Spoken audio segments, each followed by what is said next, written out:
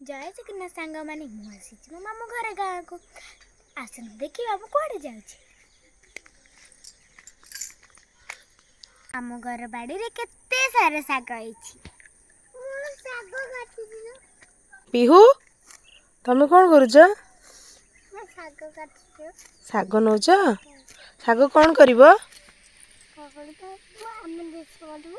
रोसई करिवो रोसई करी कौन करिवो खाइबो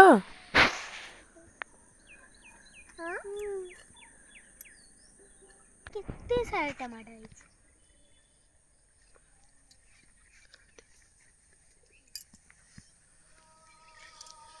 कहीं टमाटो कहीं इदिबा वाओ कंचा हिची ना मामा एटा की साग कहिला कोडा एइटा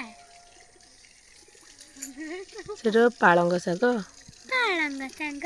हां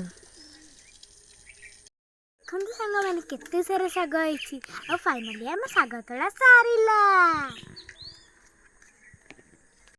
सांग माने गाँर बाड़ी साग फ्रेश और आम बहुत स्वास्थ्यकर होता है एथिरे कौन प्रकार केमिकल ही न थे प्राकृतिक वे चाष होर टेस्ट कौन कहबी बहुत ही भल लगी था गाँर माटीर जो स्मेल और ता सांगरे ए फ्रेश सागर स्वाद जहाँकि आम सहर में सतरे मिल बहुत ही कष्टकर ता सहित माटी चुली रे हेउथिबा रोषे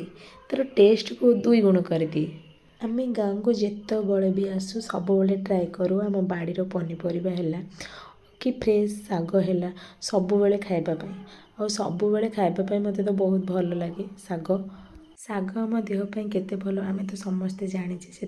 जेबे भी गाँ को आसे सब बेले ट्राए करे साग खाइबापी और साग तो मोर बहुत प्रिय मु गोटे दिन भी मिस करेनि साग खाए साग थी ता सागर पखाड़ नथा तो हो पारनि साग सागर पखाड़ नथिले तार खाइबार मजा ही किसी ना